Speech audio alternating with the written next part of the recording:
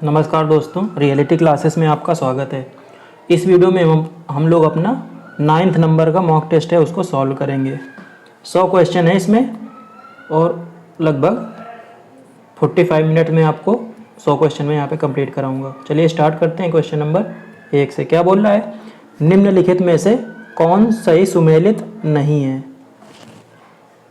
राजाजी राष्ट्रीय उद्यान, हाथी, पेरियार राष्ट्रीय उद्यान, हंगुल, मानस राष्ट्रीय उद्यान हाथी, दुधवा राष्ट्रीय उद्यान टाइगर। तो इसमें से जो सही सुमेलित नहीं है वो बी है, क्योंकि पेरियार राष्ट्रीय उद्यान है ना, इसमें हाथी और बाघ इनका संरक्षण किया जाता है मेनली। और जो हंगुल है ना, इसको कश्मीरी स्टैग भी बोलते हैं। ये डैचीग्राम जो नेशनल पार्क है ना जम्मू कश्मीर में, वहाँ पे पाया जाता है। तो फर्स्ट का जो आंसर सही है वो बी है। अगला क्वेश्चन है, जिम कॉर्बेट राष्ट्रीय उद्यान को पहले किस नाम से जाना जाता था? तो इसको हैली राष्ट्रीय उद्यान नाम से जाना जाता था। ए ऑप्शन आपका सही है। येलोस्टोन राष्ट्रीय उद्यान कहाँ स्थित है? तो येलोस्टोन राष्ट्रीय उद्यान ये यूएसए में स्थित है। बी ऑप्शन इसका सही है। अगला है क्वेश्चन नंबर 4, कान्हा राष्ट्रीय उद्यान को वन्यजीव अभयारण्य कब घोषित किया गया था? इसका सही ऑप्शन है ऑप्शन नंबर बी। 1933 में कान्हा राष्ट्रीय उद्यान को वन्यजीव अभयारण्य घोषित किया गया था। अगला है क्वेश्चन नंबर 5, निम्नलिखित में से कौन सा जीवों का समूह संकेतक प्रजातियों से संबंधित नहीं है?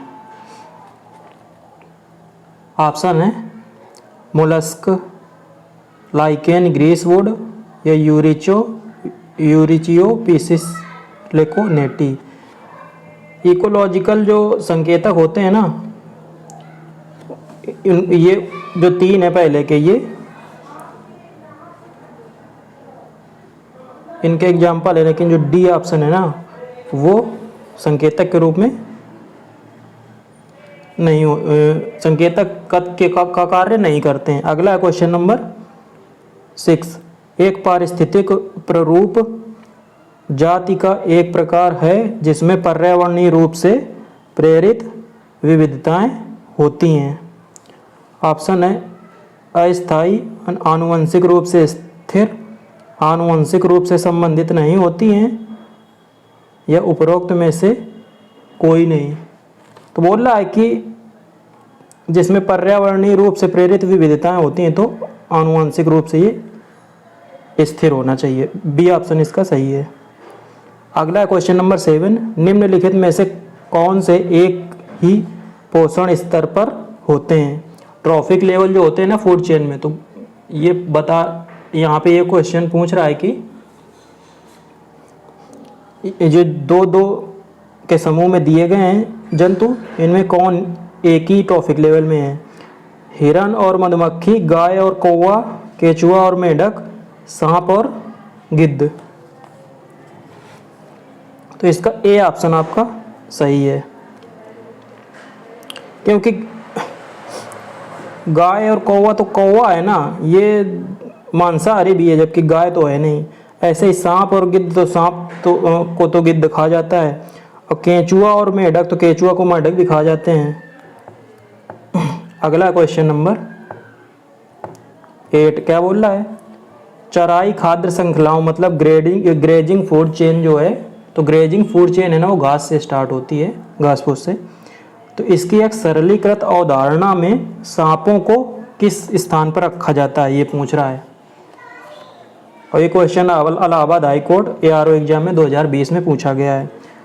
तो सांप उत्पादक तो है नहीं, शाकाहारी भी नहीं है, प्राथमिक मांसाहारी, द्वितीयक मांसाहारी। तो जो सांप है ना वो किसी दूसरे जीव को खाते हैं, तो ये द्वितीयक मांसाहारी में आएंगे। अगला है क्वेश्चन नंबर 9, निम्नलिखित में से कौन पारिस्थितिक पद अनुक्रम का सबसे बड़ा घटक है? आबादी, समुदाय, बायोम, डी है जीवमंडल। तो जीवमंडल है ना वो सबसे बड़ा होता है, तो डी ऑप्शन आपका सही है। अगला क्वेश्चन नंबर 10 क्या बोल रहा है, जलवायु परिवर्तन उसके बाद खाली स्थान दिया गया है के कारण होता है ग्रीन हाउस गैसें, ओजोन परत क्षरण या प्रदूषण। तो इसका भी ए बी सी ना तीनों की वजह से होता है, तो डी ऑप्शन आपका सही हो जाएगा। अगला क्वेश्चन नंबर 11, पृथ्वी को गर्म करने वाली सौर ऊर्जा में दृश्य प्रकाश मतलब विजिबल जो लाइट है, और रक्त मतलब इंफ्रारेड, और सूर्य से आने वाली शामिल हैं। तो तीसरे टाइप की शायद इसमें जो रेज हैं उनकी बात कर रहा है। ऑप्शन देखते हैं, ये है गामा किरणें, पराबैंगनी किरणें, माइक्रोवेव या सनस्पॉट। तो इसमें पराबैंगनी किरणें जिनको यूवी रेज बोलते हैं ना, वो भी शामिल होती हैं। तो 11 का बी ऑप्शन सही है। अगला क्वेश्चन नंबर 12 क्या बोल रहा है, इस साल नवंबर में कौन सा शहर COP26 जलवायु वार्ता की मेजबानी करेगा। तो ये क्वेश्चन पुराना हो गया है। तो जो COP26 है ना, ये ग्लासगो में इसका आयोजन किया गया था। सी ऑप्शन सही है। अब COP26 के बाद COP27 हुआ 2022 में, और COP28 होगा 2023 में। अगला क्वेश्चन नंबर 13, 50 से अधिक देशों द्वारा अनुसमर्थित जलवायु परिवर्तन पर संयुक्त राष्ट्र अभिसमय प्रभावी हुआ। UNCCC जो है, United Nations conference on climate change, इसकी बात कर रहा है कि ये कब से प्रभावी हुआ। तो इसका जो सही ऑप्शन है वो है 21 मार्च 1994। ये ऑप्शन आपका सही है। अगला क्वेश्चन नंबर 14, निम्नलिखित में से कौन सा पिछली शताब्दी के दौरान पृथ्वी के तापमान में औसत वृद्धि का प्रतिनिधित्व करता है। मतलब पिछली शताब्दी के दौरान कितना टेम्परेचर वृद्धि हुई थी पृथ्वी की। तो इसका सही आंसर है ना डी, 0.9 डिग्री सेंटीग्रेड। अगला क्वेश्चन नंबर 15, दलमा वन्यजीव अभ्यारण्य में हाथी परियोजना किस वर्ष शुरू की गई थी। ऑप्शन है आपके 1990, 1993, 1992 और 1998। तो ये 1992 में जब प्रोजेक्ट एलिफेंट स्टार्ट किया गया था, तभी इसमें भी स्टार्ट किया गया था दलमा वन्यजीव अभ्यारण्य में। चलते हैं अगले क्वेश्चन में। क्वेश्चन नंबर 16 क्या बोल रहा है, वन्यजीव संरक्षण अधिनियम 1972 की निम्नलिखित में से कौन सी धारा राष्ट्रीय वन्यजीव बोर्ड के गठन से संबंधित है। काफ़ी अच्छा क्वेश्चन है ये।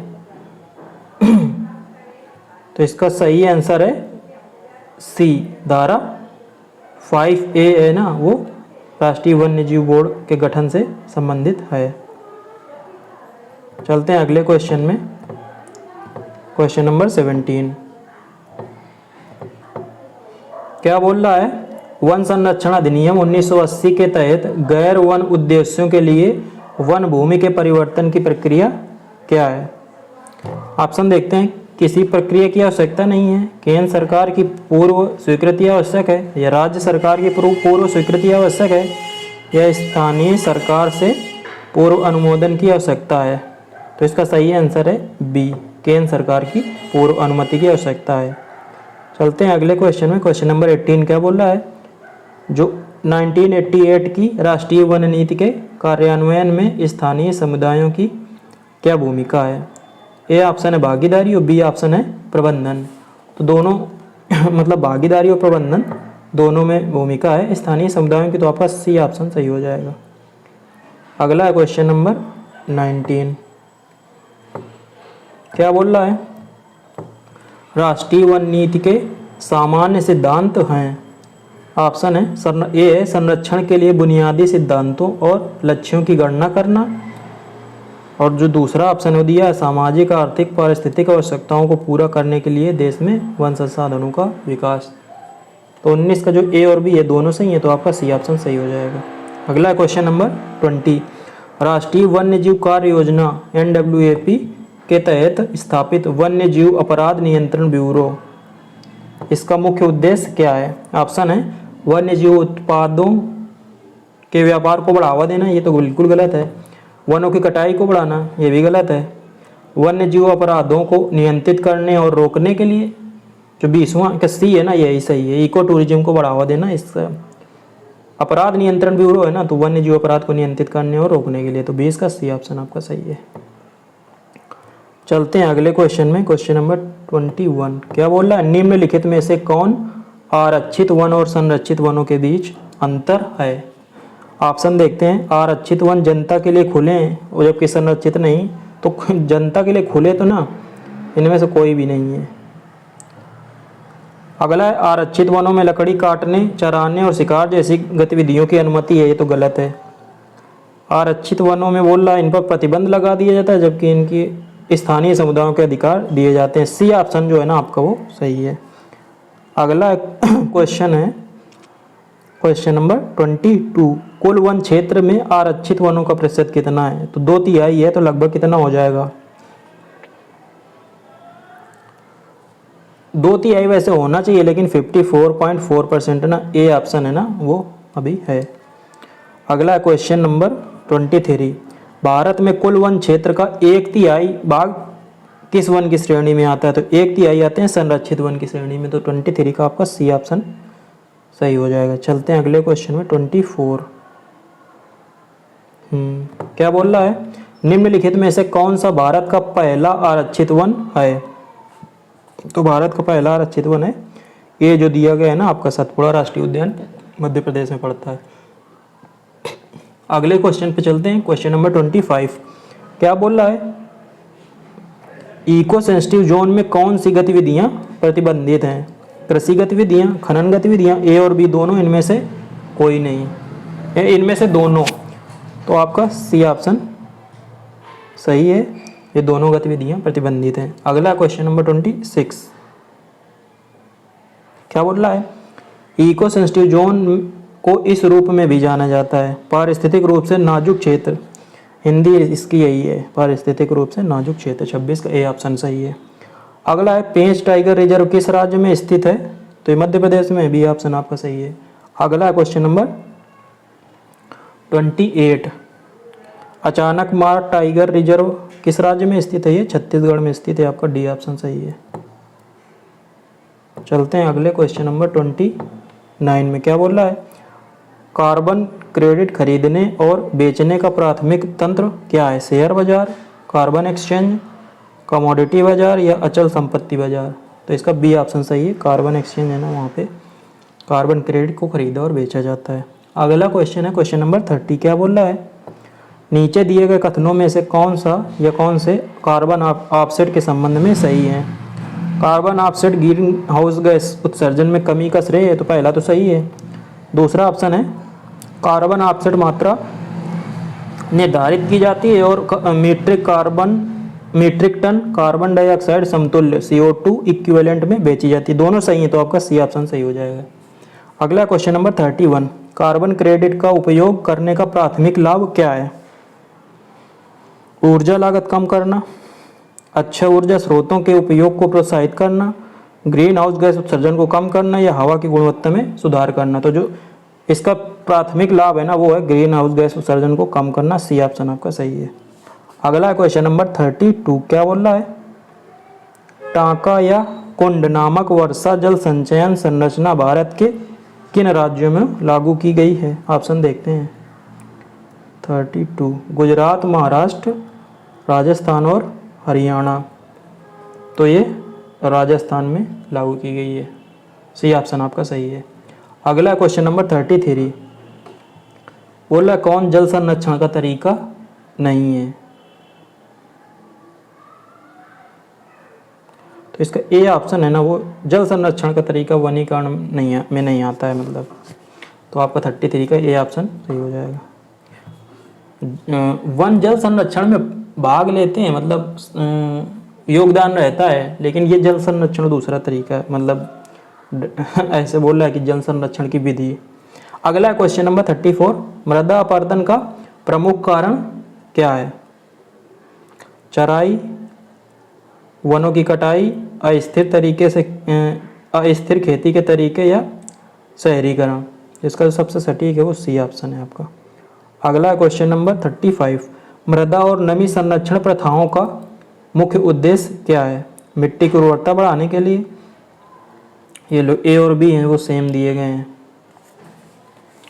सी ऑप्शन है मिट्टी के नुकसान को रोकने और मिट्टी की उत्पादकता को बढ़ाए रखने के लिए या फसल की उपज बढ़ाने के लिए। तो सी ऑप्शन आपका सही है, मिट्टी के नुकसान को रोकने और मिट्टी की उत्पादकता को बढ़ाए रखने के लिए। अगला है क्वेश्चन नंबर 36। क्या बोल रहा है? वनीकरण का मुख्य उद्देश्य क्या है? वातावरण में कार्बन डाइऑक्साइड को बढ़ाने के लिए, ये तो गलत है। वन्य जीवों के लिए आवास प्रदान करना, ये तो एक पॉजिटिव है। अगला है मिट्टी के कटाव को रोकने और मिट्टी की नमी को संरक्षित करने के लिए, इमारती लकड़ी का उत्पादन बढ़ाने के लिए।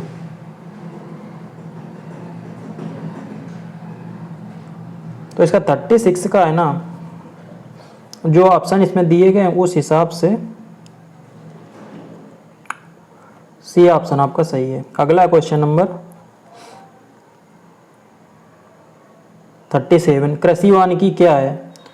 एक ही खेत में फसल और पेड़ एक साथ उगाने की विधि। तो ये ऑप्शन ही आपका सही है।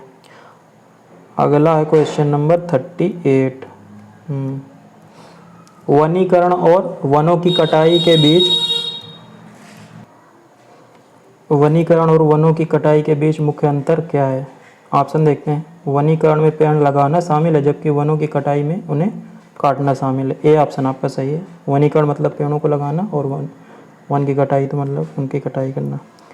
अगला क्वेश्चन नंबर 39। कृषि वानिकी के क्या लाभ हैं? ऑप्शन देखते हैं। मिट्टी के कटाव में वृद्धि और उर्वरता में कमी, तो बिल्कुल गलत है। उत्पादन में कमी और कीट क्षति में वृद्धि, ये भी गलत है। उत्पादन में वृद्धि और मिट्टी की उर्वरता में सुधार, सी ऑप्शन आपका सही है। चलते हैं अगले क्वेश्चन में। Question number 40। क्या बोल रहा है? जलवायु परिवर्तन के प्रभाव को कम करने में कृषि वानिकी की क्या भूमिका है? ऑप्शन देखते हैं। जलवायु परिवर्तन के प्रभाव को कम करने में इनकी कोई भूमिका नहीं है, ये तो आपका गलत है। यह जलवायु परिवर्तन के प्रभाव को बढ़ाता है, ये भी गलत है। अगला, यह ग्रीन हाउस गैस उत्सर्जन को कम करके और मिट्टी में कार्बन का संरक्षण करके जलवायु परिवर्तन के प्रभाव को कम करने में मदद करता है। सी ऑप्शन आपका सही है। अगला क्वेश्चन है क्वेश्चन नंबर 41। वन बस्तियों का मुख्य उद्देश्य क्या है? ऑप्शन देखते हैं। वनवासियों के अधिकारों और दायित्वों का निर्धारण करना, क्षेत्र के आर्थिक विकास को बढ़ावा देना, सी है वन उत्पादों के उत्पादन की वृद्धि करना, या पर्यावरण की रक्षा के लिए। तो 41 का ए ऑप्शन जो है ना वो सही है, सबसे सटीक। वनवासियों के अधिकारों और दायित्वों का निर्धारण करना। अगला क्वेश्चन नंबर 42। वन बस्तियों के लिए कौन पात्र हैं? वनवासी, वन कर्मचारी, वन ठेकेदार या उपरोक्त सभी। तो वन बस्ती के लिए वो पात्र होंगे जो वहाँ पे पहले से रह रहे हैं, तो वनवासी, ए ऑप्शन आपका सही है। अगला क्वेश्चन नंबर 43। वन बस्तियों की प्रक्रिया क्या है? दावों का सत्यापन, भूमि की भौतिक माप, पट्टा प्रदान करना और उपरोक्त सभी। तो ये सभी प्रक्रियाएं इसमें शामिल हैं। ए ऑप्शन आपका डी ऑप्शन आपका सही है 43 का। अगला क्वेश्चन नंबर 44। वनों में रहने वाले समुदायों के लिए वन बस्तियों का क्या महत्व है? बढ़ी हुई गरीबी और हसियाकरण, ये तो गलत है। बेहतर आजीविका और सशक्तिकरण, बी ऑप्शन आपका सही है। अगला क्वेश्चन नंबर 45। क्या बोल रहा है? राजस्व अभिलेखों में वन भूमि के स्वामित्व को बदलने की प्रक्रिया क्या कहलाती है? वनीकरण, वृक्षारोपण, उत्परिवर्तन या वनों की कटाई, सी ऑप्शन आपका सही है। अगला क्वेश्चन नंबर 46। राजस्व अभिलेखों में वन भूमि के नामांतरण के लिए पहला कदम क्या उठाया जाता है? वन विभाग को आवेदन या राजस्व विभाग को आवेदन, वन और राजस्व विभाग दोनों के लिए आवेदन, या आवेदन की जरूरत नहीं है? तो सबसे पहले आपको वन विभाग को आवेदन करना होगा, ए ऑप्शन आपका सही है। अगला क्वेश्चन नंबर 47। राजस्व अभिलेखों में वन भूमि के नामांतरण के लिए किन दस्तावेजों की आवश्यकता होती है? ऑप्शन है भू स्वामित्व प्रमाण पत्र, विक्रय विलेख, उत्तराधिकार प्रमाण पत्र, उपरोक्त सभी। तो डी ऑप्शन आपका सही है, इन सभी दस्तावेजों की आवश्यकता होती है। चलते हैं अगले क्वेश्चन में, क्वेश्चन नंबर 48। क्या बोल रहा है? जंगल में आग लगने का प्रमुख कारण क्या है? बिजली चमकना, मानवीय गतिविधियां, प्राकृतिक आपदाएं और कीट प्रकोप। तो इन्होंने इसमें जो प्रमुख कारण है ना वो मानवीय गतिविधियां बताया है, लेकिन मेरे हिसाब से ना सी ऑप्शन आपका सही है, प्राकृतिक आपदाएं। चलते हैं अगले क्वेश्चन में, क्वेश्चन नंबर 49। वन आपदा का सबसे आम प्रकार क्या है? मतलब वन आपदा जो है ना, इन आपदाओं में से सबसे कॉमन कौन सी है? तो सबसे कॉमन है फॉरेस्ट फायर, जंगल की आग। डी ऑप्शन आपका सही है। चलते हैं अगले क्वेश्चन में, क्वेश्चन नंबर 50। क्या बोल रहा है? जंगल की आग को रोकने का प्रभावी तरीका क्या है? ऑप्शन नियंत्रित जलन, कटते जंगलों को साफ करो, सिगरेट का उचित निपटान, मृत लकड़ी को जंगलों में छोड़ना। तो ये सी और डी तो बिल्कुल बेकार है। 50 का सिगरेट का उचित निपटान, इन्होंने आंसर इसका दिया है सी ऑप्शन, सिगरेट का उचित निपटान।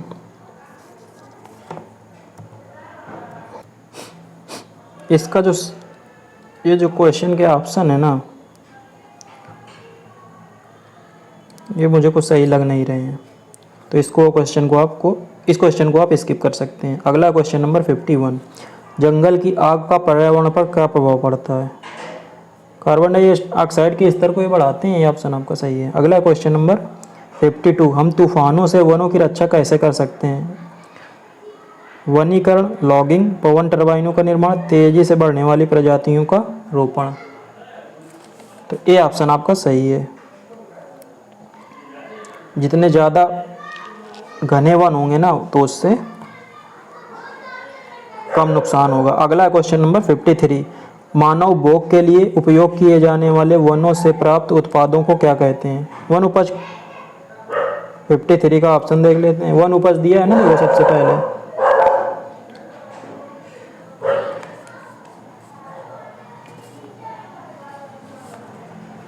एक मिनट, क्वेश्चन फिर से पढ़ लेते हैं।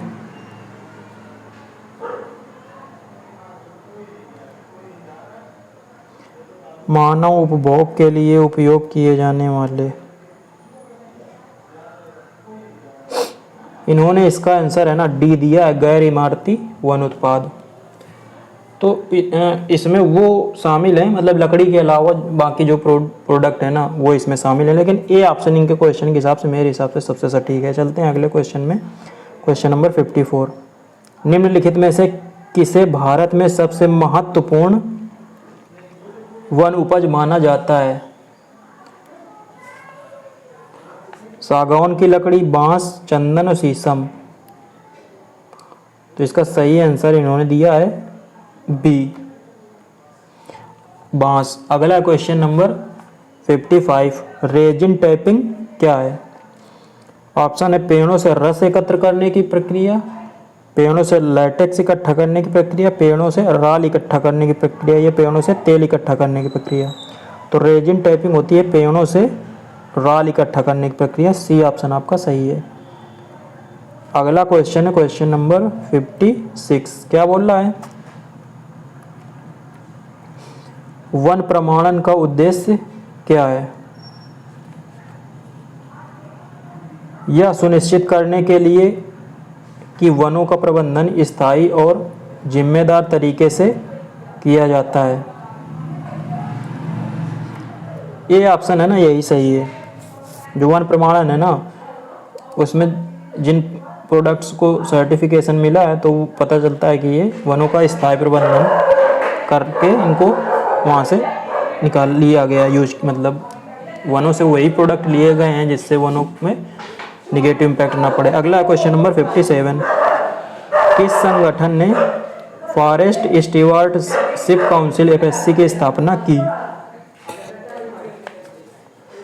तो ये विश्व वन्य जीव कोष जो है ना उसने इसकी स्थापना की। ये ऑप्शन आपका सही है। अगला क्वेश्चन नंबर 58। क्या बोल रहा है? वन प्रमाणन PEFC जो है ना इसके समर्थन के लिए कार्यक्रम का मुख्य उद्देश्य क्या है? टिकाऊ वन प्रबंधन प्रथाओं के उपयोग को बढ़ावा देना, यही ऑप्शन है आपका, वो सही है ए। अगला क्वेश्चन नंबर 59, वन प्रबंधकों के लिए वन प्रमाणन के मुख्य लाभ क्या हैं? प्रमाणित उत्पादों की बाजार पहुंच और मांग में वृद्धि, पहला सही है। बेहतर प्रतिष्ठा और विश्वसनीयता, दूसरा भी सही है। तीसरा है आर्थिक लाभ में वृद्धि, तो तीनों सही है, तो आपका डी ऑप्शन है, उपरोक्त सभी ये सही हो जाएगा। अगला क्वेश्चन नंबर 60, मानव वन्यजीव संघर्ष का मुख्य कारण क्या है? ऑप्शन जो पहला है ना, निवास का विनाश, तो ए ऑप्शन आपका सही है। वन्य जीवों का आवास जो है ना वो कम होता जा रहा है, इसलिए मानव वन्यजीव संघर्ष जो बढ़ रहा है। अगला क्वेश्चन नंबर 61, मानव वन्यजीव संघर्ष को कम करने का एक तरीका क्या है? वन्य जीवों की आबादी को कम करना, ये तो गलत है। वनीकरण, शिकारी प्रजातियों का परिचय, भौतिक बाधाओं का निर्माण, तो जो डी ऑप्शन है ना वो सबसे सटीक है। अगला क्वेश्चन नंबर 62, मानव वन्यजीव संघर्ष को कम करने का सबसे अच्छा तरीका कौन सा है? वन्य जीवों का स्थानांतरण, समस्या वाले जानवरों को मारना, ये तो बिल्कुल गलत है। आवास विनाश को रोकना, यही है सटीक, सी ऑप्शन है ना कि जो वन्य जीवों का आवास कम हो रहा है ना उसको रोकना। अगला क्वेश्चन नंबर 63, क्या बोल रहा है? फसलों को नुकसान पहुंचाने वाले हाथियों के लिए सबसे प्रभावी निवारक क्या है? मतलब जो हाथी फसलों को नुकसान पहुंचाते हैं तो उससे बचने के लिए क्या सबसे अच्छा तरीका है? तो बिजली की बाड़ का उपयोग जो है ना, ये ऑप्शन आपका सही है। अगला क्वेश्चन नंबर 64, हाल के वर्षों में मानव वन्यजीव संघर्ष में वृद्धि का प्राथमिक कारण क्या है? तो आप मानव आबादी में वृद्धि, ये ऑप्शन आपका सही है। चलते हैं अगले क्वेश्चन में 65, क्या बोल रहा है? वन प्रबंधन के संदर्भ में वनपाल का प्राथमिक कर्तव्य क्या है? वन संसाधनों के सतत उपयोग को सुनिश्चित करना, ये ऑप्शन है ना जो यही सही है। अगला क्वेश्चन नंबर 66, वन्य जीवों के संरक्षण को सुनिश्चित करने में वनपाल की क्या भूमिका है? वनों में वन्य जीवों के शिकार को नियंत्रित करके, यही ऑप्शन है ना आपका सही है। अगला क्वेश्चन नंबर, क्योंकि वन्य जीवों के बारे में पूछ रहा है, बाकी जो तीनों है ना वन्य जीवों के लिए नहीं है। अगला क्वेश्चन नंबर 66, अग्नि प्रबंधन के मामले में वनपाल की क्या जिम्मेदार, वनपाल किसके लिए जिम्मेदार है? जंगल की आग प्रज्वलित करना, गलत, जंगल की आग को रोकना, बी ऑप्शन आपका सही है। चलते हैं अगले क्वेश्चन में, क्वेश्चन नंबर 68, क्या बोल रहा है? वन अनुसंधान और विकास के संदर्भ में वनवासी की क्या भूमिका है? वन संसाधनों पर अनुसंधान करना, नए वन उत्पादों का विकास करना, वनों को रोग और कीटों से बचाना, वन उत्पादों की बिक्री का प्रबंधन। वनवासी वहाँ पे जो लोग रह रहे हैं ना, क्या अनुसंधान करेंगे, क्या उन पे रिसर्च? इन्होंने ए ऑप्शन को सही दिया, लेकिन मुझे तो ये कोई ऑप्शन सही नहीं लग रहा है। चलते हैं अगले क्वेश्चन में 69, वनों के रख रखाव के संदर्भ में एक वनपाल का क्या उत्तरदायित्व है? जंगल में पेड़ लगाना, वनों से मृत वृक्षों और झाड़ियों को हटाना, वनों को प्राकृतिक आपदाओं से बचाना, वनों में लोगों की पहुंच को नियंत्रित करना। बी ऑप्शन है ना सही है। अगला क्वेश्चन नंबर 70, वृक्षारोपण के लिए कार्य योजना विकसित करने में पहला कदम क्या है? रोपण स्थल की पहचान, उपयुक्त प्रजातियों का चयन, मिट्टी तैयार करना। तो जो पहला कदम है ना वो है रोपण स्थान की पहचान। अच्छा क्वेश्चन है ये, वृक्षारोपण के लिए कार्य योजना में ना ये आपका टॉपिक है, ये क्वेश्चन आपका आ सकता है, एक ऑप्शन इसका सही है। चलते हैं अगले क्वेश्चन में, क्वेश्चन नंबर 71, क्या बोल रहा है? वृक्षारोपण के लिए उपयुक्त प्रजातियों के चयन का उद्देश्य क्या है? छाया प्रदान करना, जैव विविधता को बढ़ाने के लिए, मिट्टी की उर्वरता में सुधार करने के लिए, या उपरोक्त सभी? तो उपरोक्त सभी, डी ऑप्शन आपका सही है। अगला क्वेश्चन नंबर 72, वृक्षारोपण के लिए एक कार्य योजना का प्रमुख घटक क्या है? वन सूची और मूल्यांकन, प्रजातियों का चयन और साइट की तैयारी, रोपण, रख रखाव और निगरानी से सभी जरूरी हैं, तो डी ऑप्शन आपका सही हो जाएगा। अगला क्वेश्चन नंबर 73, वृक्षारोपण के लिए उपयुक्त प्रजातियों के चयन का क्या उद्देश्य है? मतलब प्रजातियां जो है ना किस उद्देश्य के लिए चयनित की जाती हैं कि आपको क्या लगाना है और उसकी प्रजाति कौन सी होनी चाहिए। ऑप्शन देखते हैं इसका। भोजन उपलब्ध कराना, छाया प्रदान करना, मिट्टी की उर्वरता में सुधार करने के लिए, या जैव विविधता को बढ़ाने के लिए।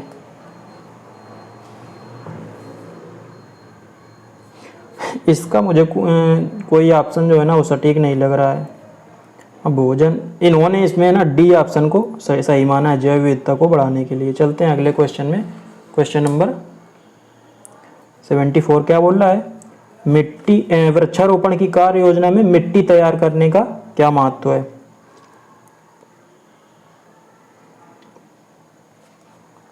मिट्टी के कटाव को कम करने के लिए, जल प्रतिधारण में सुधार के लिए, जड़ वृद्धि को बढ़ाने के लिए, या मिट्टी की उर्वरता बढ़ाने के लिए।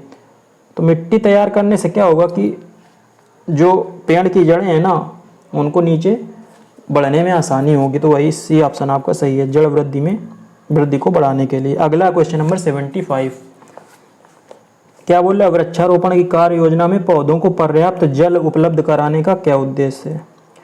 पानी बचाने के लिए, बिल्कुल ये तो गलत है। स्वास्थ्य विकास को बढ़ाने के लिए, पैदावार बढ़ाने के लिए, पानी की बर्बादी को कम करने के लिए। बी ऑप्शन है ना, इन ऑप्शन में बी सबसे सटीक है। चलते हैं क्वेश्चन नंबर 76 में क्या बोल रहा है? वृक्षारोपण की कार्य योजना में उचित छटाई का क्या महत्व है? पौधों की वृद्धि को नियंत्रित करने के लिए, पैदावार बढ़ाने के लिए, पौधों के स्वास्थ्य में सुधार करने के लिए, पौधों की बीमारियों को रोकने के लिए। तो छटाई करते हैं ना, उससे पौधों की वृद्धि को नियंत्रित करने के लिए छटाई करते हैं। अगला क्वेश्चन नंबर 77 वनों का प्राथमिक कार्य क्या है? वन्य जीवों के लिए आवास प्रदान करना, लकड़ी और अन्य वन उत्पादों का उत्पादन करने के लिए, जल चक्र को विनियमित करने के लिए, ऑक्सीजन उत्पन्न करना। वनों का प्राथमिक कार्य, इन्होंने ए ऑप्शन को सही माना है, वन्य जीवों के लिए आवास प्रदान करना। अगला क्वेश्चन नंबर 78 जल चक्र को विनियमित करने में वनों का क्या महत्व है? ऑप्शन देखते हैं। भूजल जल भृतों का पुनर्भरण करना, मतलब जमीन के अंदर जो वाटर लेवल है ना, एक्वीफर्स ना जिसको इंग्लिश में बोलते हैं, जहाँ पे वो लेयर्स जहाँ पे जमीन के अंदर पानी पाया जाता है, तो उनका पुनर्भरण। दूसरा ऑप्शन है मिट्टी के कटाव को रोकने के लिए, सूखे और बाढ़ के प्रभाव को कम करने के लिए, सतही जल की गुणवत्ता बनाए रखने के लिए। सी ऑप्शन है ना इसका सही है। चलते हैं क्वेश्चन नंबर 79 क्या बोल रहा है? जलवायु परिवर्तन को कम करने में वनों की क्या भूमिका है? ऑप्शन देखते हैं। वातावरण से कार्बन डाइऑक्साइड को अवशोषित करने और संग्रहण करने के लिए। ये ऑप्शन है ना, यही सही है। अगला क्वेश्चन नंबर 80 वन आधारित मनोरंजन और पर्यटन के क्या लाभ हैं? स्थानीय समुदायों के लिए आय उत्पन्न करने के लिए।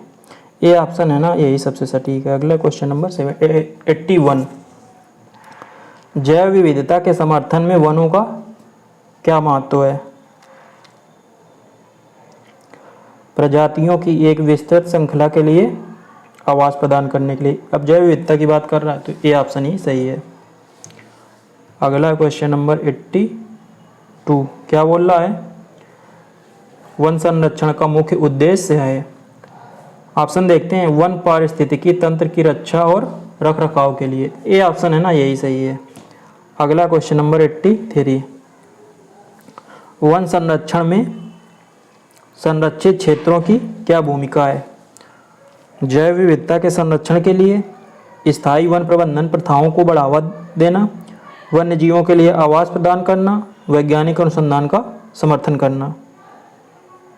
तो 83 का ए ऑप्शन आपका सही है, जैव विविधता संरक्षण। चलते हैं क्वेश्चन नंबर 84। क्या बोल रहा है? समुदाय आधारित वन संरक्षण के क्या लाभ हैं? स्थानीय समुदायों को सशक्त कर बनाने के लिए, ये ऑप्शन ही सही है। अब समुदाय आधारित बोल रहा है तो स्थायी समुदायों को सशक्त बनाने के लिए। अगला क्वेश्चन नंबर 85। क्या बोल रहा है? वनों में वन्य जीव संरक्षण का क्या महत्व है? जैव विविधता के संरक्षण के लिए, ये ऑप्शन है ना, यही सही है। अगला क्वेश्चन नंबर 86। वन्य जीव संरक्षण में वन गलियारों का क्या महत्व है? वन गलियारे उनको बोलते हैं जहाँ से वन्य जीव पास करते हैं। ऑप्शन है खंडित वन आवासों के बीच संपर्क प्रदान करना, वन्य जीव प्रजातियों के आंदोलन और प्रवासन का समर्थन करने के लिए, वन आबादी के बीच आनुवंशिक आदान प्रदान को बढ़ावा देने के लिए, आवास विखंडन के प्रभावों को कम करने के लिए। तो इसका बी ऑप्शन आपका सही है। चलते हैं क्वेश्चन नंबर 87 में। क्या बोल रहा है? भारत में वन संरक्षण अधिनियम 1980 का मुख्य उद्देश्य है। तो पहला ऑप्शन है, यही सही है। गैर वन उद्देश्यों के लिए वन भूमि के परिवर्तन को विनियमित करना। अगला क्वेश्चन नंबर 88। भारत में राष्ट्रीय वन नीति की क्या भूमिका है? वनों के संरक्षण और प्रबंधन के लिए मार्गदर्शन प्रदान करना। ये ऑप्शन है आपका, यही सही है। अगला क्वेश्चन नंबर 89। भारत में वन्य जीव संरक्षण अधिनियम 1972 का क्या महत्व? वन्य जीवों के लिए सुरक्षा प्रदान करना ना, ये ऑप्शन आपका सही है। अगला क्वेश्चन नंबर 90। क्या बोल रहा है? फॉरेस्ट स्टीवार्डशिप काउंसलिंग जो FSC है ना, ये वन प्रमाणन का इसका क्या उद्देश्य है? स्थायी वन प्रबंधन प्रथाओं को बढ़ावा देना। इसका भी ये ऑप्शन सही है। अगला क्वेश्चन नंबर 91। भारतीय अर्थव्यवस्था में वनों का मुख्य योगदान क्या है? उद्योगों के लिए कच्चा माल उपलब्ध कराना, कृषि और पशुपालन का समर्थन करना, रोजगार के अवसर उपलब्ध कराना, या पर्यटन और मनोरंजन का समर्थन करना। तो इसका ये ऑप्शन आपका सही है, उद्योगों के लिए कच्चा माल उपलब्ध कराना। चलते हैं क्वेश्चन नंबर 92 में। क्या बोल रहा है? भारत में वन आधारित उद्योगों का क्या महत्व है? रोजगार के अवसर उपलब्ध कराना, देश के सकल घरेलू उत्पाद में योगदान। तो जो बी ऑप्शन है ना, यही सही है। सी और डी देख लेते हैं। ग्रामीण विकास को बढ़ावा देना, सतत विकास में समर्थन देना। तो बी ऑप्शन ये आपका सही है। चलते हैं क्वेश्चन नंबर 93 में। भारतीय अर्थव्यवस्था में गैर कास्ट वन उत्पाद NTFC मतलब NTFC non timber forest produce NTFP सी नहीं P का क्या महत्व है? उद्योगों के लिए कच्चा माल उपलब्ध कराना, वन पर निर्भर समुदायों की आजीविका का समर्थन करना, देश के निर्यात आय में योगदान, या जैव विविधता संरक्षण के प्रयासों को बढ़ाना। तो इसका बी ऑप्शन सही है कि वन में जो निर्भर जो वन में लोग रह रहे हैं ना, उनकी आजीविका के साधन के रूप में ये काम करते हैं NTFP। अगला क्वेश्चन है क्वेश्चन नंबर 94। भारत में ग्रामीण विकास को बढ़ावा देने में वानिकी की क्या भूमिका है? रोजगार के अवसर उपलब्ध कराना, वन पर निर्भर समुदायों की आजीविका का समर्थन करना, वन संसाधनों के सतत उपयोग को बढ़ावा देना, पर्यावरण संरक्षण के प्रयासों को बढ़ाना। ये ऑप्शन है ना इसका सही है। अगला क्वेश्चन नंबर 95। क्या बोल रहा है? वन पारिस्थितिकी की मूल इकाई क्या है? फॉरेस्ट इकोलॉजी की ना मूल इकाई पूछ रहा है। तो ये है पारिस्थितिकी तंत्र, इकोसिस्टम। अगला क्वेश्चन नंबर 96। वन पारिस्थितिक तंत्र के प्रमुख अजैविक घटक कौन है? तो इसमें मिट्टी जो है ना वो प्रमुख अजैविक घटक है। ये ऑप्शन आपका सही है। अगला क्वेश्चन नंबर 97। क्या बोल रहा है? वन पारिस्थितिकी तंत्र में सूर्य के प्रकाश की क्या भूमिका? प्रकाश संश्लेषण में सहायता करता है। ये ऑप्शन आपका सही हो गया। अगला क्वेश्चन नंबर 98। क्या बोल रहा है? भारत में हरित क्रांति का मुख्य उद्देश्य क्या है? खाद्यान्न उत्पादन को बढ़ाना। ये ऑप्शन आपका सही है। और हरित क्रांति की वजह से गेहूं और चावल इन दो फसलों के उत्पादन में तेजी से वृद्धि हुई थी। अगला क्वेश्चन नंबर 99, भारत में मिट्टी की उर्वरता में गिरावट का मुख्य कारण क्या है? रासायनिक उर्वरकों का अत्यधिक प्रयोग, वनों की कटाई, जलवायु परिवर्तन, मृदा अपरदन। ये ऑप्शन आपका सही है। जो अभी फर्टिलाइजर्स है ना, उनका प्रयोग बहुत ज़्यादा मात्रा में होने लगा है, इस वजह से मिट्टी की उर्वरता घट रही है। अगला क्वेश्चन नंबर 100, लास्ट क्वेश्चन है, पंजाब राज्य में उगाई जाने वाली प्रमुख फसल कौन सी है? तो ये गेहूं है, बी ऑप्शन आपका सही है। तो ये हो गए आपके 100 क्वेश्चन। कल के दिन हम लोग आपका 10वां मॉक टेस्ट सॉल्व करेंगे। उम्मीद है वीडियो आपको अच्छा लगा होगा। 40 मिनट में मैंने पूरे 100 क्वेश्चन है ना वो करवा दिए हैं। जल्दी आपके एडमिट कार्ड भी आने के चांस हैं, तो आप अपनी तैयारी को है ना दुरुस्त रखिए। मिलते हैं अगले वीडियो में, तब तक के लिए नमस्कार, धन्यवाद।